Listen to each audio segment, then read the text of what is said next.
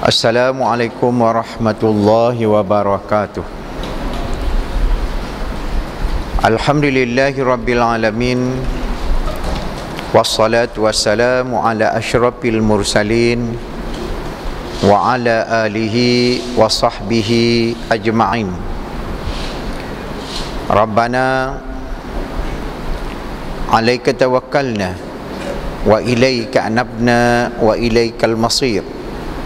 Rabbi syrah li sadri wa yassir li amri wahlul 'uqdatan min lisani yafqahu qawli. Marilah kita sama-sama memulakan majlis kita dengan membaca Ummul Kitab Al-Fatihah. A'udzu billahi minasyaitonir rajim. Bismillahirrahmanirrahim. Alhamdulillahi rabbil alamin. Ar-Rahmanir Rahim. Maliki yaumiddin. Iyyaka na'budu wa iyyaka nasta'in. Ihdinas siratal mustaqim. Siratal ladzina an'amta 'alaihim ghairil maghdubi 'alaihim waladdallin.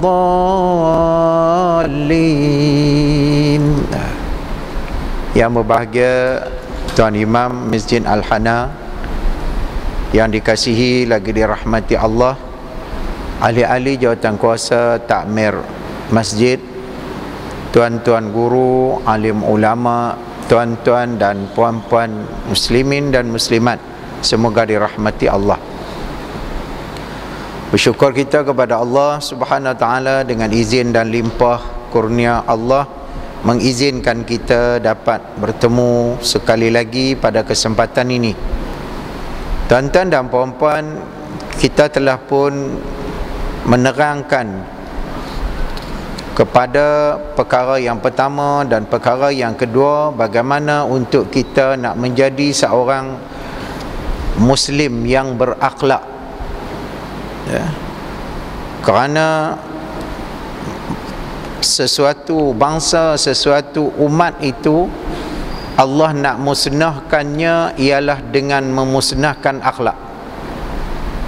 Sebab itu kata hukama, innamal umamu akhlaquhum ma baqiyat fa in humuz zahabat akhlaquhum zahabu. Tuan-tuan dan puan-puan, Allah nak memusnahkan sesuatu bangsa, sesuatu umat apabila akhlak umat itu mulai runtuh. Sebab itu tuan-tuan dan puan-puan, di dalam kitab ini menerangkan bagaimana kita nak membangunkan balik sahsiah diri kita. Pada malam ini kita sambung kepada membicarakan kepada bagaimana kita nak memelihara lidah. Muka surat 51. Seorang Muslim mestilah memelihara lidahnya dari menutur kata yang tidak beredah, tidak ada faedah. Perkataan Muslim, makna Muslim di dalam kaedah Islam, syarak dan juga dalam ilmu usuluddin, yang dikatakan Muslim ialah orang yang menyerahkan dirinya kepada syariat dan kepada Allah, kepada syariat Islam dan juga kepada Allah. Itu dikatakan Muslim. Sebab makna Muslim telah dibincangkan dengan panjang lebar. Apa makna Islam? Ada 3 wajah pembicaraannya. Baik tuan-tuan dan puan-puan, orang yang disebut menyerahkan diri, yang disebut Muslim, mestilah memelihara lidahnya daripada menutur kata yang tidak berfaedah. Sebab itu di dalam satu hadis yang dihujahkan oleh Imam Nawawi di dalam Matan Arba'in, Matan Arba'in kita baca di Masjid India. Kedatangan saya pada minggu yang kedua, ketiga. Sebab saya ada rupa-rupa tu, maka dijemput ke Masjid India. Jadi tuan-tuan dan puan-puan nak tengok pembicaraannya, kena pergi di Masjid India. Tuan-tuan dan puan-puan, kata Imam Nawawi di dalam huraian hadis, min husnil Islam tarkuhu ma la ya'ni. Hadis Rasulullah sallallahu alaihi wasallam, baginda bersabda, min husnil Islam tarkuhu ma la ya'ni. Daripada keindahan dan kemurnian seseorang Islam ialah dia meninggalkan perkara-perkara yang tidak berfaedah pada diri dia. Apa saja yang tidak berfaedah, faedah dikira nilai-nilai mutlak Allah, bukan nilai-nilai sarwa jagat. Tuan-tuan dan puan-puan kena tengok di situ. Jadi kena pergi di Masjid India. Baik tuan-tuan dan puan-puan, orang yang tidak berfaedah, kata-kata yang tidak berfaedah, apa dia yang kata-kata tidak berfaedah? Kata Imam Ghazali, perkataan yang tidak berfaedah, pertama, perkataan-perkataan kita tidak ada sebarang yang boleh diambil manfaat oleh pendengar. Satu. Yang kedua, perkataan kita yang boleh membawa penyimpangan maksud sebenar yang daripada yang disyariatkan oleh Islam. Yang ketiga, Imam Ghazali mengatuk, yang ketiga, perkataan-perkataan kita yang boleh membawa jauhnya kita dari Allah Subhanahu Wa Taala, kerana tujuan kita lita'abudiyah, sebagaimana Allah menjelaskan di dalam surah Az-Zariyat ayat 56, wa ma khalaqtul jin wal ins illa liya'budun. Jadi perkataan yang boleh menyimpang, boleh simpang jauh, tak disebut, tak dikatakan berfaedah.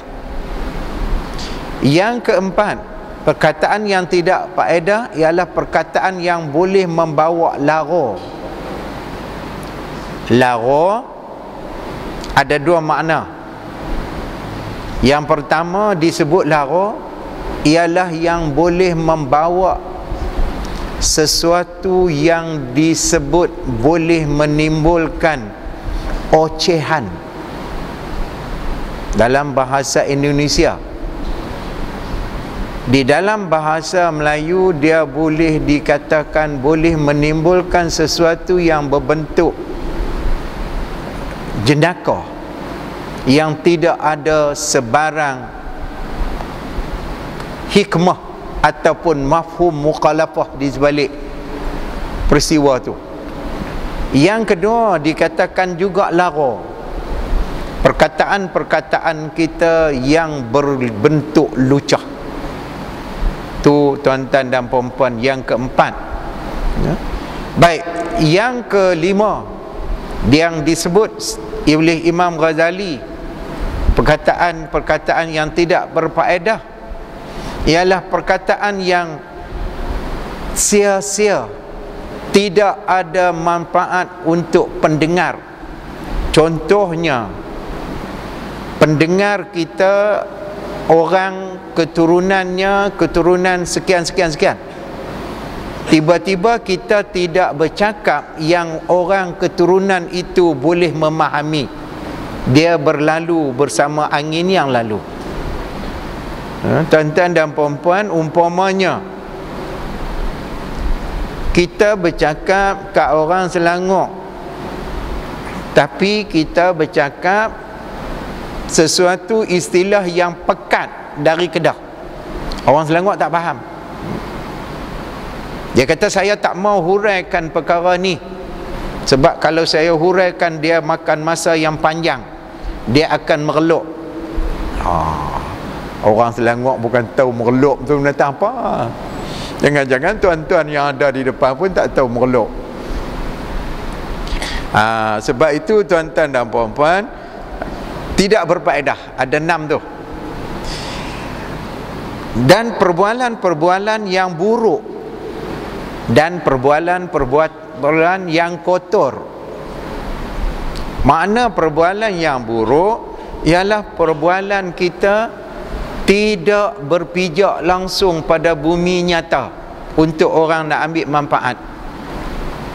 Tapi kalau ada boleh manfaat, ada untungnya, ada baiknya, maka itu disebut sebagai manfaat. Contohnya, saya bagi contoh ialah nak mengai udang galah.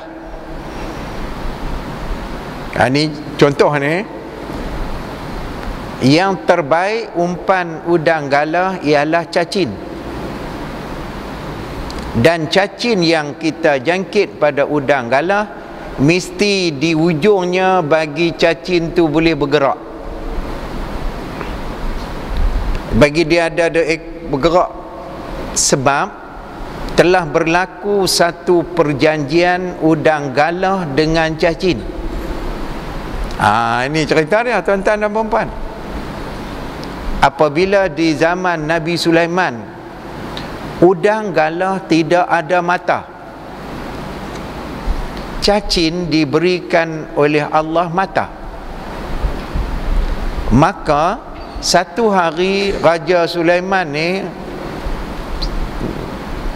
Nabi Sulaiman buat satu keramaian, memanggil semua makhluk-makhluk, dan semua pakat pi, termasuk cacing. Apabila cacing pi, cacing balik jumpa dengan udang galah. Udang galah tak pi sebab dia mata tak ada. Maka cacing cerita kat udang galah, kata kami balik daripada keramaian yang diadakan oleh Nabi Sulaiman, kami seronoklah. Kemudian udang galah kata, hampa seronoklah, hampa ada mata, kami tak ada mata, boleh tak kami pinjamkan mata hampa Sat? Maka cacing pun bagilah mata. Sebab itu udang galah, mata dia macam mata tempek, mata dia duduk di atas sebab dia pi bubuh gitu ya. Apabila pi tengok, dia berasa seronok, maka dia tak mau bagi lagi mata tu kat cacing. Maka cacing pun cari udang galah, hang pi menyorok tang mana pun. Sebab tu yang cacing selam kop tanah cari. Dan apabila masuk saja cacing ke ayam, duk bergerak, maka udang galah bagi tahu kepada semua rakyat dia, ni dia nak ambil balik mata ni. Oleh sebab itu kita kena kepit makan dia. Tu yang umpan terbaik. Tuan-tuan dan puan-puan, walau cerita yang macam tu, tapi ada manfaat dia. Tuan-tuan dan puan-puan, dia ada kisah-kisah dia. Baik, ataupun percakapan-percakapan yang kosong. Makna orang tak boleh nak ambil apa kepentingan langsung. Ataupun dia panggil perkataan-perkataan yang boleh disebut mengumpat. Dan ada juga yang disebut di dalam kitab yang lain, disebut perkataan-perkataan yang lebih banyak kita mengungkit. Yang tu tak boleh. Umpamanya suami mengungkit, aku menikah dengan hang ni 80 tahun dah. Dia ungkit.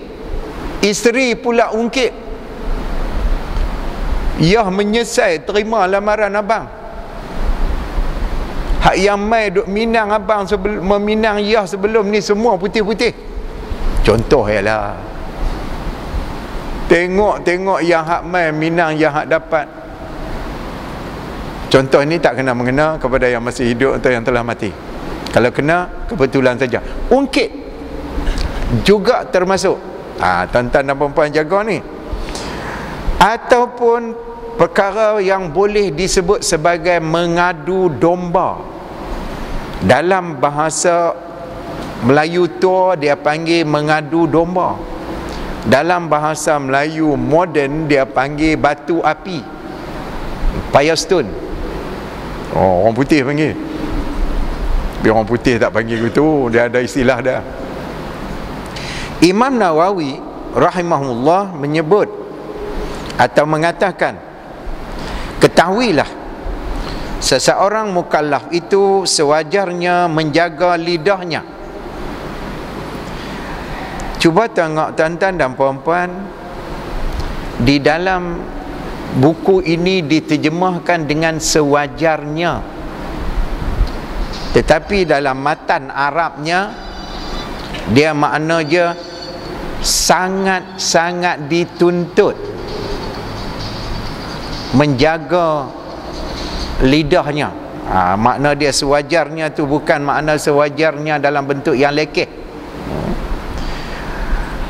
Sewajarnya menjaga lidahnya daripada sebarang percakapan, kecuali percakapan yang menghasilkan kebaikan.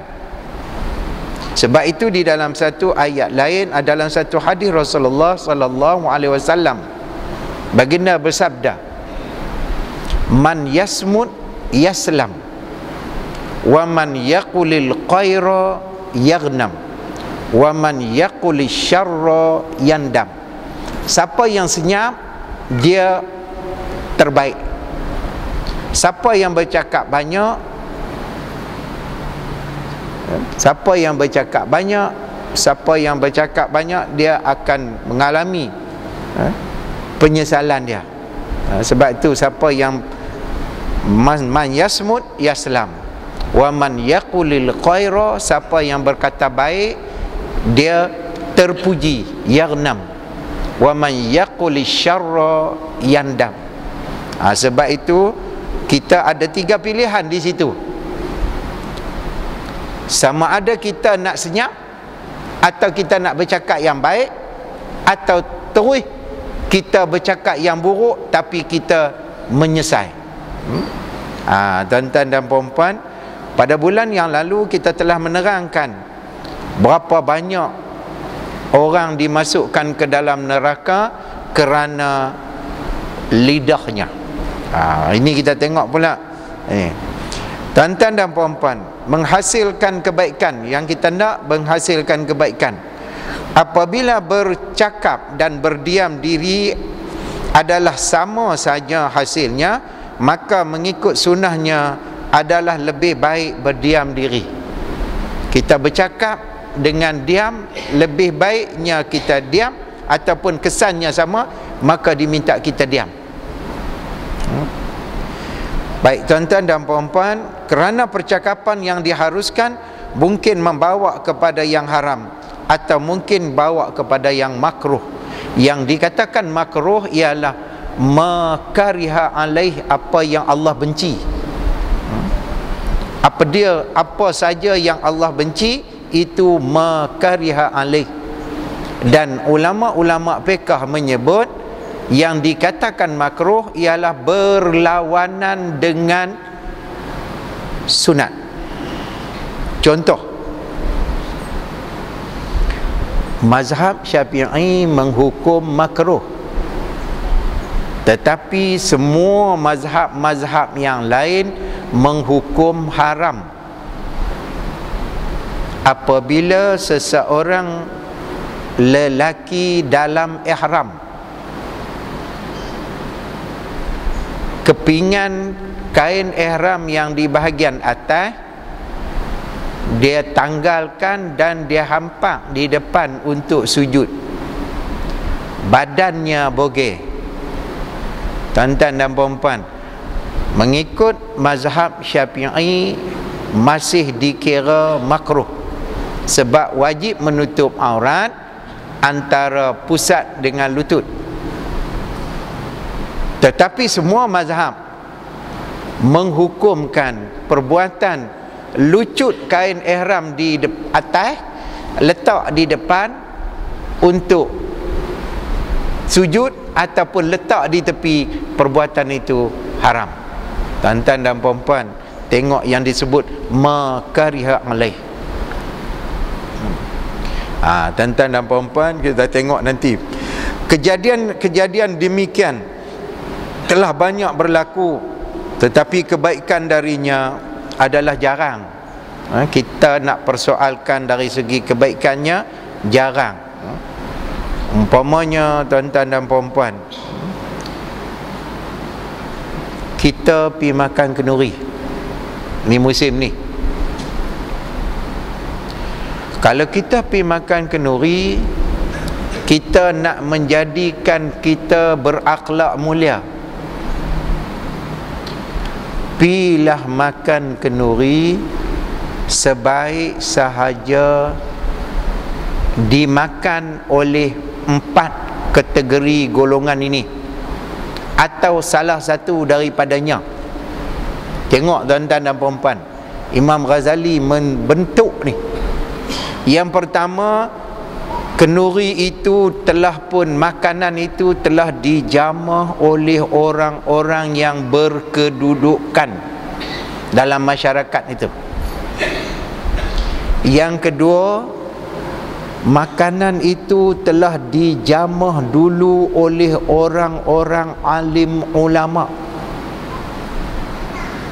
Yang ketiga, makanan itu telah dijamah oleh orang-orang yang masam kepala.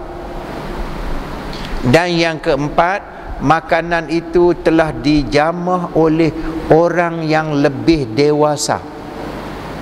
Mak, ayah, kalau nak bagi anak excellent, ambil perkara ini, dan paling tidak ambil yang keempat. Mak jangan bagi anak makan, ayah jangan bagi anak makan, kecuali makanan itu dijamah dulu oleh mak, oleh ayah, sebab lebih dewasa. Jangan duk sebut, kata hampa makanlah dulu, sekejap lagi mak dengan ayah nak makan, kami nak makan dua-dua orang. That cannot. Kata Imam Ghazali, tak boleh membentuk akhlak. Cuba kita tengok di dalam iklan tomato Maggi. Ya, saya iklan pun saya dah tengok dia nak mohong apa. Memang tahu dia mohong. Elok anak lelaki balik buka tudung, anak lelaki dialog dia, oi ayam goreng. Mana tomato Maggi Lepas tu adik dia bawa mai botol tomato Maggi, sorok kat belakang. Kameraman fokus dari belakang. Lepas tu adik dia kata, cari ni kah? Duk sat lagi mak dia bawa keluar botol tomato penuh. Dan anak tu makan dua-dua beradik mereka. Mak pun tak semawa. Tengok tuan-tuan dan puan-puan, sebab itu nilai-nilai nak bagi kena tengok. Tuan-tuan dan puan-puan, baik kita sambung balik. Sebenarnya banyak dari hadis-hadis Rasulullah sallallahu alaihi wasallam yang menerangkan keburukan dan bencana lidah ke atas yang empunya diri. Satu kisah berlaku kepada seorang ahli sufi. Ini tuan-tuan dan puan-puan. Dan ahli sufi ini dia menjadi sebagai khadam dan memelihara kambing tuan yang empunyanya. Pada satu hari tuan dia nak test. Yang ni disebut sebagai pemantauan.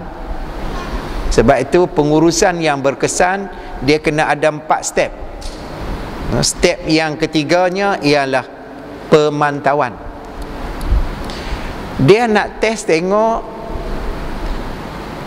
hamba ni.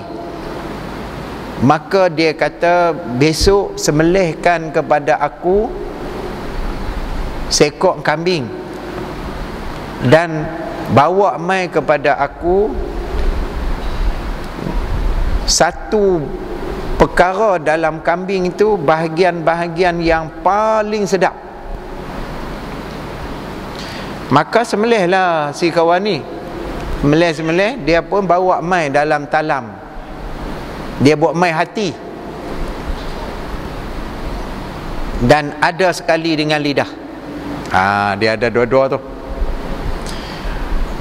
Kawan ni tengok-tengok, oh, ada hati, ada lidah.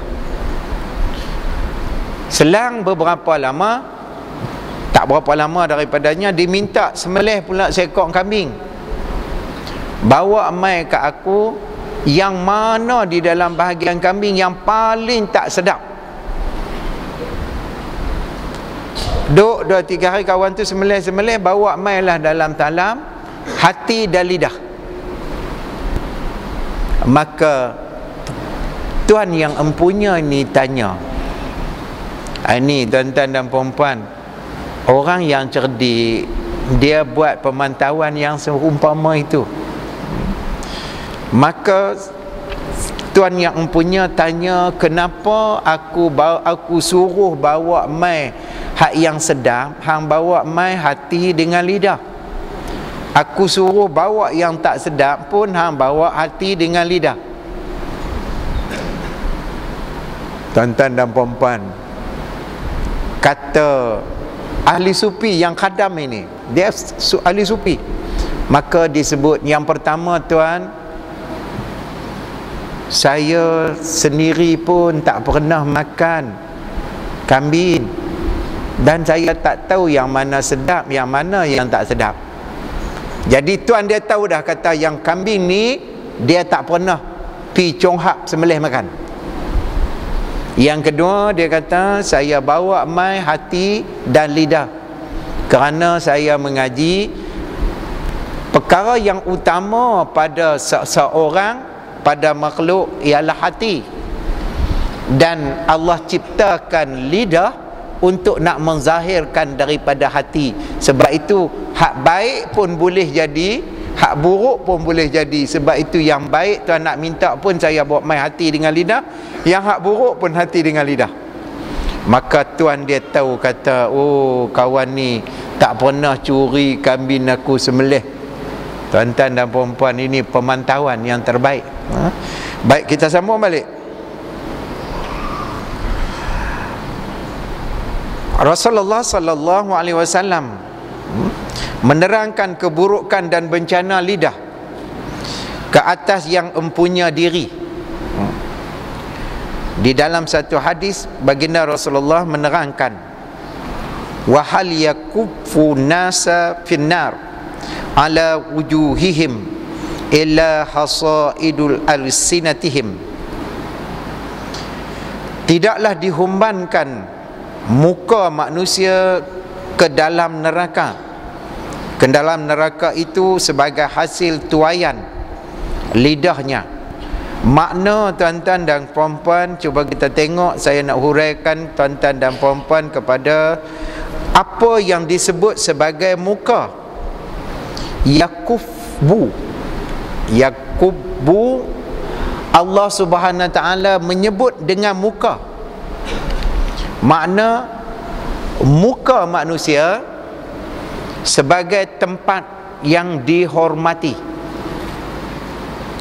Sebab itu tuan-tuan dan puan-puan, orang sebut dalam perumpamaan Melayu, orang datang nampak muka, orang pergi nampak belakang. Tu sebab orang mai. Dan tuan-tuan dan puan-puan, makna yang kedua yang bersangkut dengan muka ialah orang mengenali manusia lain dengan muka.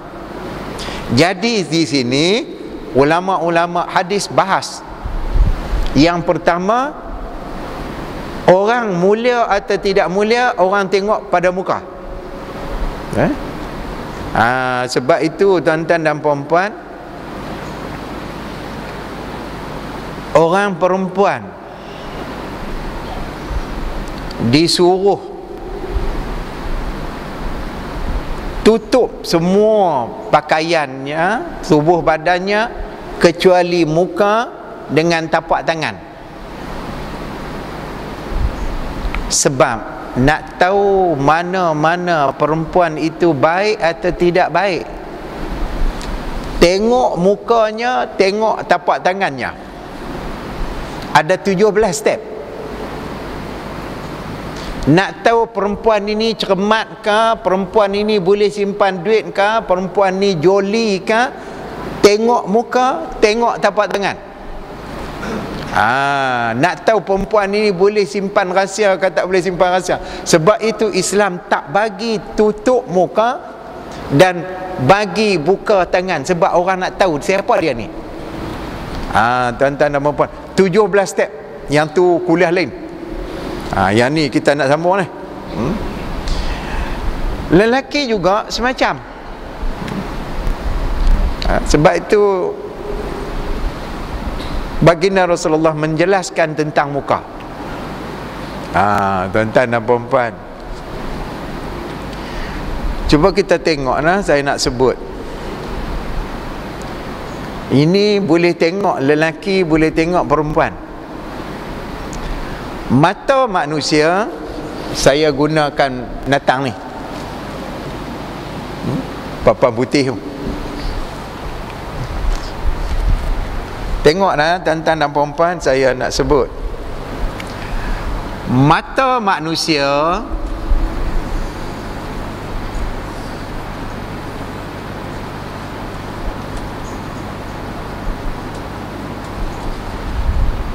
mata ya, di bahagian besar mata ni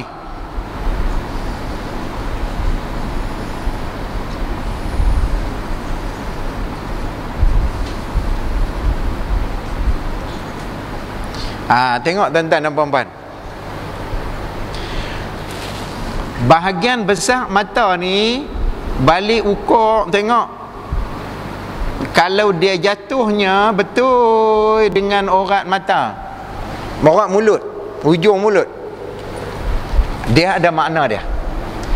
Ukur mulut dia terlepas keluar, ada makna dia. Ukur mulut dia jadi kecil, ada makna dia. Tapi saya tak mahabak sebab yang tu kuliah lain.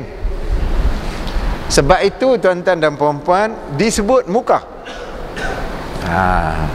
Tuan-tuan dan puan-puan, banyak ni cerita dia. Sonok tuan-tuan dan puan-puan kalau baca dalam kitab yang lagi besar, lagi hurai banyak.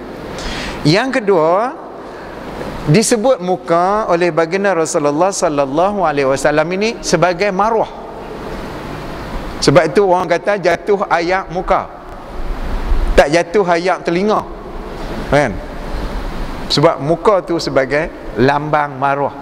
Oleh sebab itu Allah Subhanahu Wa Taala menghina orang-orang yang dalam hal-hal ini, orang yang jelek bahasa aja, maka orang itu dihina oleh Allah Subhanahu Wa Taala dalam api neraka kerana lidahnya. Tuan-tuan dan puan-puan, kata Profesor Hamka di dalam buku beliau Tasawuf Moden, kata Hamka, saya ulang semula, jarang kita jumpa manusia buta tergelincir kakinya, tetapi kerap kita jumpa manusia tergelincir hidupnya disebabkan tidak mengawasi mata dan lidahnya. Tuan-tuan dan puan-puan, walaupun orang tu buta, jarang kita tengok orang buta jatuh, tetapi ramai yang kita tengok orang jatuh, orang yang mata dia celek tapi hati dia buta, orang yang mata dia celek tapi lidahnya boleh tersimpang siur.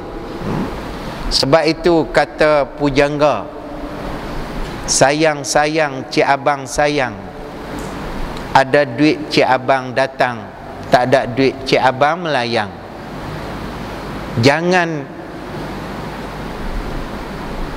Jangan terpancing oleh kail yang bersalut umpan. Kadang-kadang kata-kata yang menghiasi bibir dan menghiasi lidah yang tidak bertulang boleh bertukar mengikut masa dan ruang. Tengok tuan-tuan dan perempuan, balik salin perkataan tu, tulis di dinding tu. Baik tu tuan-tuan dan perempuan, kita tengok lagi.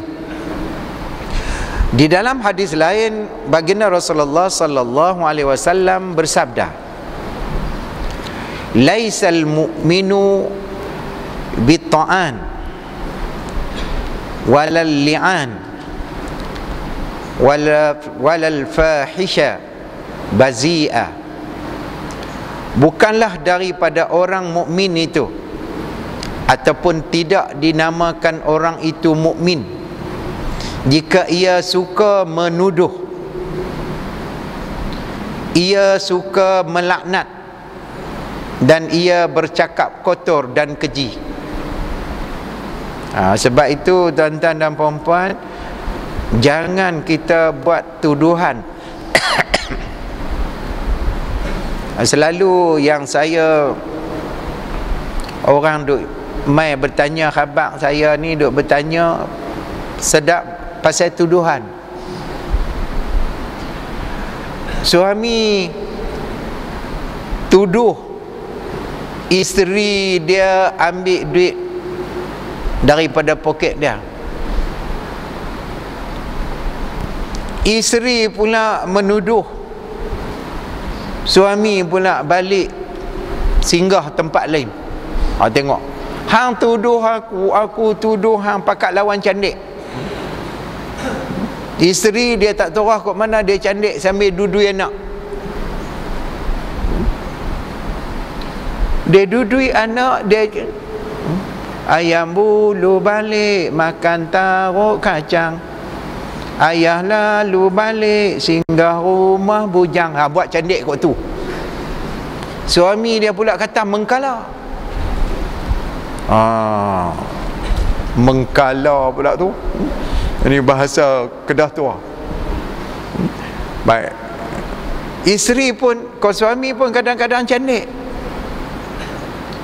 Kawan nu duk sebut kau ni, sebut kau ni, yang dia duk awat. Awat. Tak lagi isteri dia kata kau nu awat. Tak lagi isteri dia kata awat. Isteri cemuih duk awat, dia pun apa ni awat-awat. Ambil senapang pi kawat. Pula. Tuan-tuan dan perempuan, sebab itu tidak dikatakan orang mukmin. Sebab itu jaga tuan-tuan dan perempuan. Dan juga suka melaknat. Paling-paling tidak dia melaknat diri dia. Tu yang jadi kadang-kadang haram panah lintang. Bukan ada punca. Bersumpah ni tak kira. Tengok-tengok cicak, depan cicak. Mana ada sumpah depan cicak? Tengok-tengok apa, tengok apa dia ada. Tapi duduk tengah makan pek ngah. Ni demi pek ngah. Tuan-tuan dan perempuan, kita tengok melaknat, termasuk melaknati diri sendiri. Sebab itu di dalam tingkat-tingkat bimbingan mukmin, tidak boleh kita meratuih diri. Kadang-kadang dia bukan tekat meratuih, meribu. Ratuih sikit. Allah. Dia buat lembik lihat. Allah, aku ni tak ubah bagaikan melukut di tepi gantang. Ada pun tak memenuhkan sukatan, tak ada pun tak mengurangkan sukatan. Yang suami pula, hang kira hang tu melukut. Pakat duk laknat diri. Aku macam tak ubah bagaikan kiambang, pohonnya nampak, akarnya tak jejak. Bukan main. Tuan-tuan dan perempuan jaga. Dan juga bercakap yang kotor. Sebab itu kalau nak berkelahi, dulu saya dah habaq dah kalau nak berkelahi. Kalau perempuan suami isteri nak berkelahi, saya bagi dah betul dulu. Suami sebagai pendengar yang baik, isteri dia duk sebut baik. Isteri kalau dia nak berkelahi, dia kira nak beletak. Oh, dia mula sebut, lap lah ayak mata dengan baju, tangan baju. Sebab tu baju Kedah orang buat tangan luas, sebab senang dia lap. Suami pendengar yang baik, apabila 5 minit dia bercakap, dia akan berulang ayat dia. Maka suami sebutlah, ya, ayat tu tadi ya sebut dah bang dengar. Dia pun kono aku lem lah, kono ya, hak tu pun ya sebut abang dengar tadi. Sebab tu pendengar yang baik, dia pun kono aku lem lah. Kita ya, hak tu pun ya sebut dah tadi abang dengar. Dia pun semua sebut dah. Baik tu satu kali dia pun pergi nyong. Itu cara dia. Isteri pula, ni isteri pula, sahabat nak dulu ni. Suami kalau nak berkelahi, dia kira nak buat keluar suara tinggi, mata bulat, mulut macam cekelak hek. Bukan main suara. Isteri pi depan, pi ukok dulu, tangan tak sampai, pi kata kat suami, abang telinga yah dengar, abang tak payah cakap dorai, pelan pun yah dengar. Dia pun pelan sikit. Abang, ya, abang pelan lagi, tak apa, yah dengar. Dia pelan lagi. Abang pelan lagi. Berkelih suara pelan, bukan syok. Akak sekali suami kata, kelih pelan baik tu, saya berkelih. Dia pergi. Ni cara dia, tuan-tuan dan puan-puan. Sebab itu yang duk jadi masalah, buat keluar kata-kata yang kotor, buat keluar kata-kata yang keji. Sampai habis dengan mak bapak buat keluar. Sebab itu tuan-tuan dan puan-puan, baginda Rasulullah sallallahu alaihi wasallam mengingatkan kepada kita.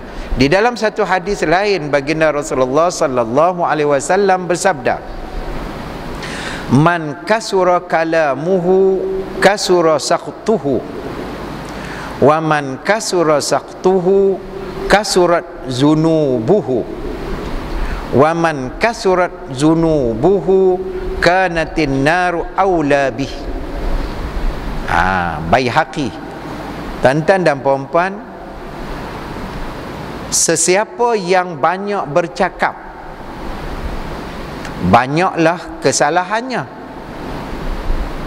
Sesiapa yang banyak kesalahannya, banyaklah dosanya.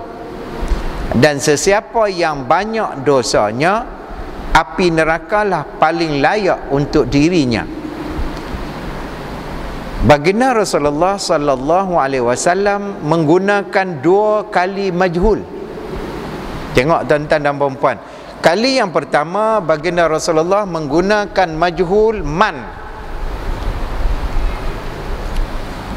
Man mabni lil majhul, maknanya siapa-siapa pun, sama ada dia lelaki atau dia perempuan. Man ni. Yang kedua, baginda Rasulullah sallallahu alaihi wasallam menggunakan perkataan kasura. Kasura mabni lil majhul, balik kepada man tadi. Maknanya siapa-siapa pun, sama ada lelaki atau perempuan, yang banyak bercakap, banyak tu juga majhul. Siapa-siapa pun, satu makna, Satu lagi, apa-apa pun. Dia bercakap apa-apa pun. Kawan ni bercakap pasal ni. Cuba kita tengok, minta maaf cakap. Bukan saya nak kata, tapi saya tengok. Saya duk perhati tengok. Kehilangan kapal terbang MH370 tu. Jemput mai kawan lain yang tak mengena mai bercakap pasal kapal terbang. Adakah pembuat? Tu tak kena. Termasuk kasura. Hang panggil mai orang yang ahli dia. Orang tukang masak, panggil tukang masak. Nak buat gulai kepala ikan jenahak ke, kepala ikan senengin ke, tu adalah punca dia. Ni panggil Ustaz Ramli bercakap soal kapal terbang, mana dia tahu. Jadi kasura makna dalam mabni lil majhul. Sebab itu dalam satu ayat Allah menerangkan, tanyalah, fasalu ahlaz zikr, tanya ahli dia. Tuan-tuan dan puan-puan, nak tanya ahli dia. Ini mai pula jatuh pula dah. Kawan pakai duk lawan tu, kawan ni buat keluar, kawan ni buat keluar, akhir sekali sampai kotak hitam pun tak jumpa. Jadi lebih kurang macam orang pi ke laut 4 orang. Ditakdirkan Allah semua 4 orang ni mati, tenggelam laut, tenggelam dalam air laut. Tiba-tiba balik duk sembang di Pekan Kuah. Kawan hak yang pertama ni tadi, dia habaq kat kawan dia, kata hampa kena ikat tung ni pada badan, jangan pakai pegang tangan. Saat ni kok hampa kebas tangan terlucut, hampa kena, mana tahu dialog tu. Sebab semua 4 mati. Tu tak ke surah. Sebab itu tuan-tuan dan puan-puan, saya dengar lepas tu saya tanya, kalau semua dah pakat mati, 4 tu mati, berita yang hak suruh ikat baju ni mai daripada mana? Mana nak tahu tuan-tuan dan puan-puan. Sebab itu tuan-tuan dan puan-puan, jaga. Baik, yang keempat,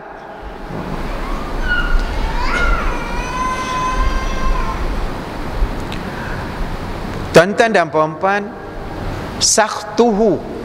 Dalam hadis, dalam matan hadis itu, tuan-tuan dan puan-puan jumpa perkataan sakhtuhu. Sakhtuhu makna asal dia ialah daripada perkataan saqata, makna dia jatuh. Jatuh makna dia di dalam bahasa Arab, makna dia di luar kemampuan untuk kontrol. Itu makna dia jatuh.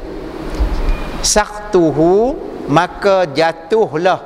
Kata-kata dia yang banyak ini boleh jatuh kepada yang dosa banyak. Itu makna dia saqtuhu. Macam Arab, dia jatuh daripada kuda, jatuh daripada unta. Apabila dia jatuh daripada unta, orang semua pakat tanya dia, pasal apa hang jatuh? Sebab jatuh tu satu penghinaan. Maka si Pulan ni tadi, dia takkan mengata dia jatuh. Dia kata bukan saya yang jatuh, tapi baju saya yang jatuh. Tapi yang malangnya, saya berada di dalam baju. Tu dia. Tak abang dia jatuh. Baju saya jatuh, tapi saya duduk dalam baju. Sebab jatuh itu menunjukkan hina. Sebab itu baginda Rasulullah menggunakan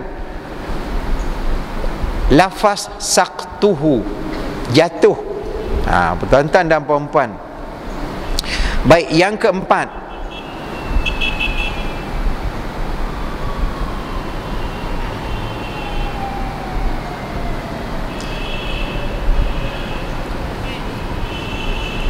Macam suruh berhenti pun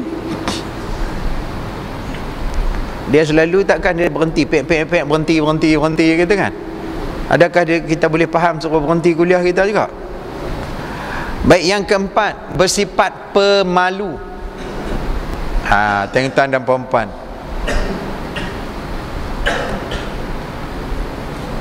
satu huraian yang panjang oleh Imam Ahmad bin Hanbal tentang pemalu. Satu daripada yang Allah Subhanahu Wa Taala nak turunkan kiamat ialah Allah cabutkan rasa pemalu dari perempuan. Tuan-tuan dan puan-puan, cuba kita tengok, minta maaf cakap lah,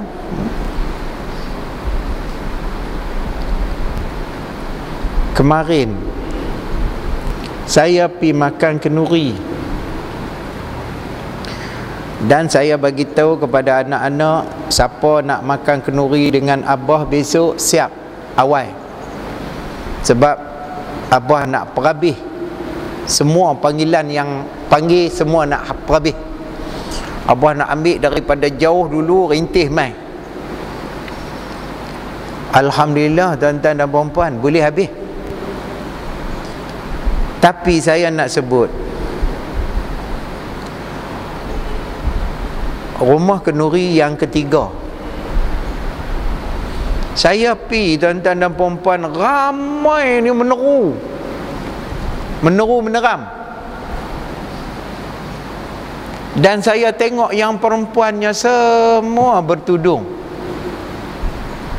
Tiba-tiba tengah-tengah duk cari yang hak bertudung ni, duk tengok, nampak seorang yang tidak bertudung, perempuan, dan dia tak rasa dia kekok dan dia tak rasa malu walaupun semua orang bertudung.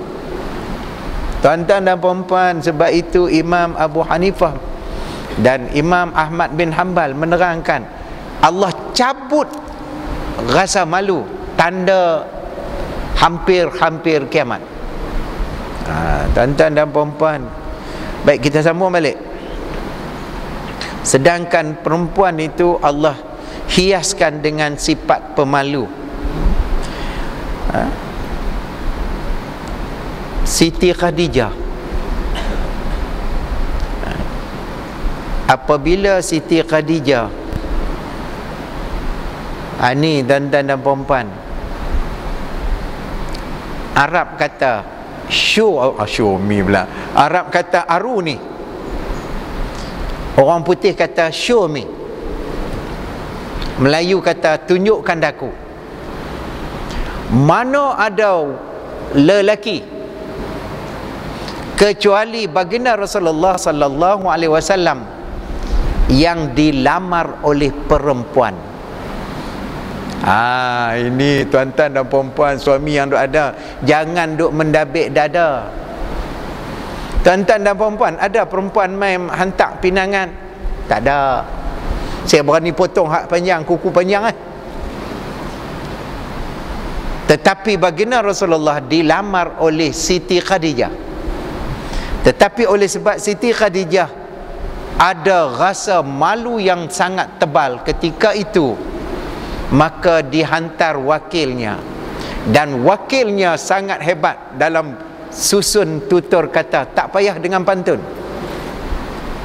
Oi, kita bukan main. Oi, bukan main pi berususun pantunnya.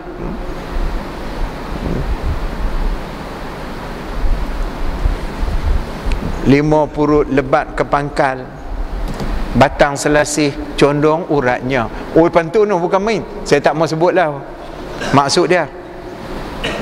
Tak ni tuan-tuan dan puan-puan guna pula tu. Baik, kita sambung balik. Sifat pemalu ni, seorang Muslim mestilah bersifat pemalu dalam setiap keadaan. Namun demikian, sifat tersebut tidak seharusnya menghalangkan orang itu memperkatakan kebenaran. Sebab itu di dalam menghuraikan malu, tidak ada yang disebut malu untuk menerangkan kebenaran. Baginda Rasulullah sallallahu alaihi wasallam bersabda, tuan-tuan dan puan-puan catat di tepi untuk hujah tuan-tuan dan puan-puan. Qulil haq walau kana murran. Qulil haq walau kana murran. Berkata benar walau perkara itu pahit. Sebab itu baginda Rasulullah sallallahu alaihi wasallam satu kisah. Baginda di antara orang yang sangat pemalu. Seorang perempuan datang bertanya tentang bagaimana nak cuci darah bulan. Ayat yang disebut yas'alunaka 'anil mahid, ayat tu menerangkan tuan-tuan dan puan-puan. Baginda Rasulullah terang macam mana nak cuci. Maka baginda Rasulullah menggunakan perkataan simbolik. Perempuan ini tak faham. Maka baginda Rasulullah menerang dalam keadaan malu. Maka isteri baginda Rasulullah tengok baginda Rasulullah malu, pegang tangan tangan perempuan itu, tarik masuk ke dalam bilik, baru terang macam mana cara nak cuci dia apa semua. Sebab tu tuan-tuan dan puan-puan, kena ada ahli dia. Balik kepada malu, macam orang daripada Kuala Nerang, suami isteri pi nak periksa perut isteri ni, periksa tengok mengandung, tanya ni nak anak yang ke-8, anak yang ke-7. Kena pula kebetulan kawan duk cek dengan ni semua perempuan, kawan tu pun malu. Umur makcik berapa dah? Makcik, umur makcik ni tak boleh mengandung dah ni. Maka pilah makcik pi jumpa si tu nurse tu, dia nak bagi panduan. Pilah makcik ni. Nurse tu yang belum menikah, malunya masih tebal. Nak cerita bagaimana nak menggunakan alat perancang. Makcik balik, makcik ambil ni, nak balik saat ni makcik ambil ni, makcik balik guna alat ni, makcik bubuh di pintu. Kawan tu tak faham, dia ingat. Lepas tu panjanglah cerita dia, saya pun malu nak apa. Elok dah bersalin apa semua. Tahun depan mai pula, mai makcik, pasal apa makcik mengandung pula? Alat yang kami bagi tu makcik tak pakai. Pakai dia makcik buat guna, makcik balik gantung di pintu. Dia bubuh di pintu rumah dia. Sebab tu tuan-tuan dan puan-puan kena malu ni. Tu saya nak cerita pun saya malu. Lepas tu balik, tak apalah makcik panggil pakcik pula. Bulan depan saya cerita pakcik lah. Bulan depan mai ustaz pun tak ada dah. Baik, kita sama balik tuan-tuan dan puan-puan. Soal dalam kebenaran jangan kita malu. Sebab itu ada budak-budak yang dia malu nak bertanya cikgu. Yang tu bukan malu. Yang tu dia malu tak kena pada tempat. Baik, di antara sifat pemalu seseorang ialah ia tidak masuk campur urusan orang lain. Orang tua-tua kata tak kenal pokok jangan kepak pucuknya. Itu orang tua-tua sebut. Orang tua-tua kata lagi, nak katuk anjing tengok dulu tuannya. Tu semua pepatah pemaju menyebut supaya jangan kita masuk. Orang tua-tua kata lagi macam-macam tuan-tuan dan puan-puan. Memelihara pandangan mata kita yang disebut sebagai raddul basar, merendahkan pandangan dan merendahkan diri. Tuan-tuan dan puan-puan, ada perkataan dua yang dekat nak sama. Dengar elok-elok tuan-tuan dan puan-puan. Yang pertama dipanggil rendah diri.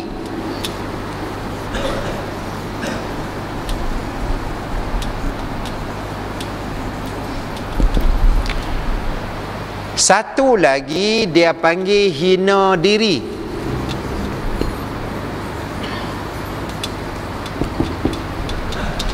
Rendah diri ini tawadhu'.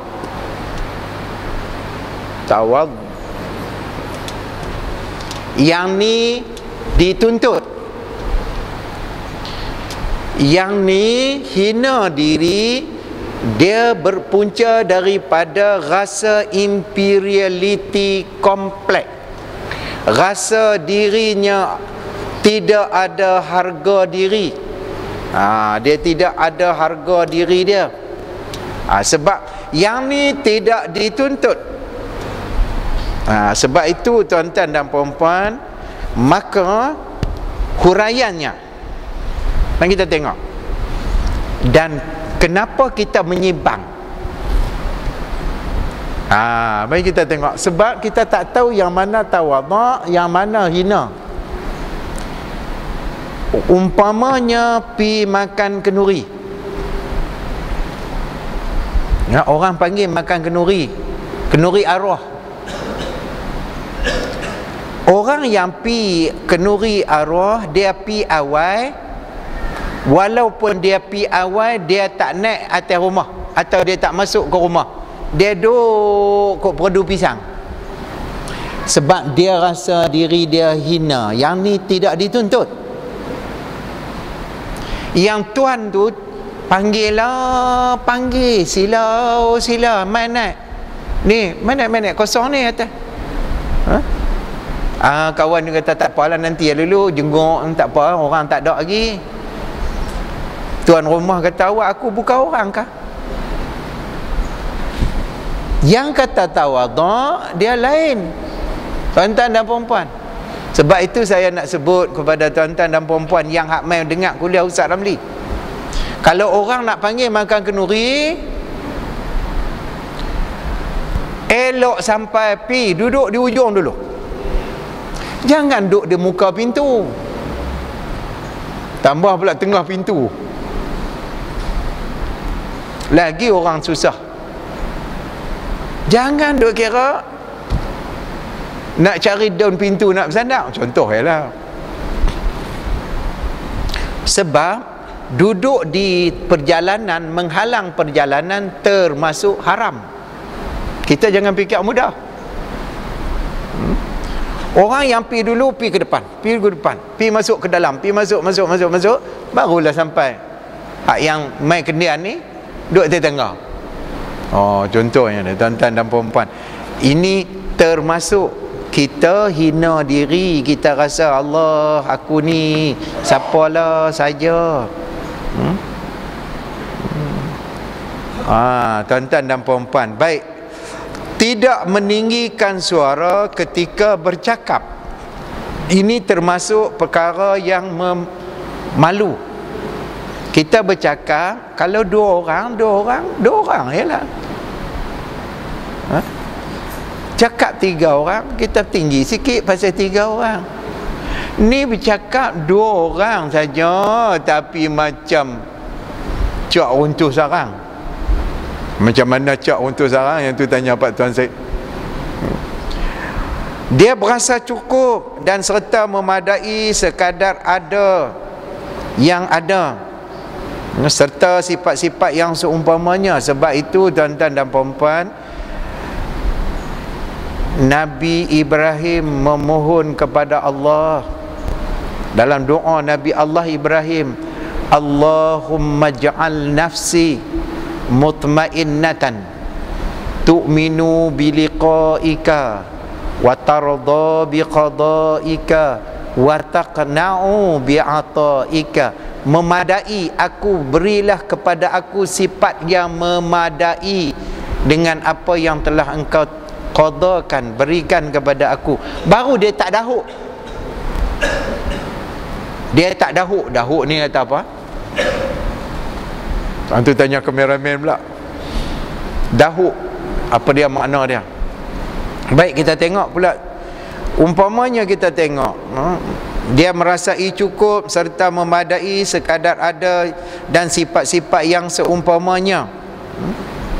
Baru dia rasa memadai, Allah Subhanahu Wa Taala bagi kat dia, alhamdulillah.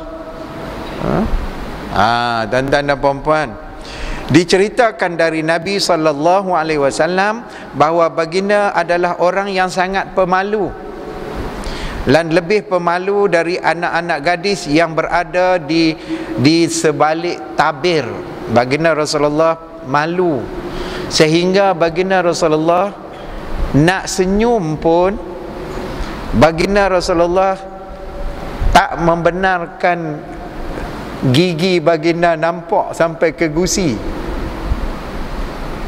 Baginda senyum hanya nampak ujung-ujung ni, sehingga disebut bagaikan mutiara-mutiara yang tergugur dari untaiannya. Ni kita sampai nampak anak cendol, sampai nampak anak lidah. Cuba kita tengok dan mari kita tengok, dan insya-Allah kita tuan-tuan dan puan-puan kita lanjutkan nanti di dalam hadis ini tadi. Panjang hadis ini menceritakan bagaimana cabang-cabang iman ni tadi. Wallahu alam. Al-Fatihah. A'udzu billahi minasyaitonir rajim. Bismillahirrahmanirrahim. Alhamdulillahi rabbil alamin. Ar-Rahmanir Rahim. Maliki yaumiddin. Iyyaka na'budu wa iyyaka nasta'in. Ihdinas siratal mustaqim. Siratal ladzina an'amta 'alaihim ghairil maghdubi 'alaihim waladdallin. A'udzu billahi minasy syaithanir rajim. Bismillahirrahmanirrahim. Alhamdulillahi rabbil alamin. Hamdan yuwafi ni'amahu wa yukafi'u mazidah. Ya Rabbana lakal hamdu kama yanbaghi li jalalika wajhika wa azimi sultanik. Allahumma nawwir qulubana bil Qur'anil azim. Allahumma alif bainana kama allaftal arbil ma. Allahumma ajma' bainana kama ajma'ta baina Harun wa Ibrahim. Allahumma ajma' bainana kama ajma'ta baina Jibril wa Mikail. Rabbana zalamna anfusana wa in lam taghfir lana wa tarhamna lanakunanna minal khasirin. Allahumma aftah alaina futuhal arifin warzuqna rahman nabiyyin wa hifdhal mursalin. Allahumma ij'alna minasy syakirin. Allahumma ij'alna minat tawwabin. Allahumma ij'alna minal mutatahhirin. Allahumma ij'alna minal musallin. Allahumma ij'alna minan najihin. Allahumma ij'alna minal faizin. Allahumma ij'al jam'ana hadza jam'an marhuma وتفرقنا من بعده تفرقا معصوما ربنا آتنا في الدنيا حسنة وفي الآخرة حسنة وقنا عذاب النار وصلى الله على سيدنا محمد وعلى آله وصحبه وسلم والحمد لله رب العالمين تقبل الله منكم منا ومنكم تقبل يا كريم.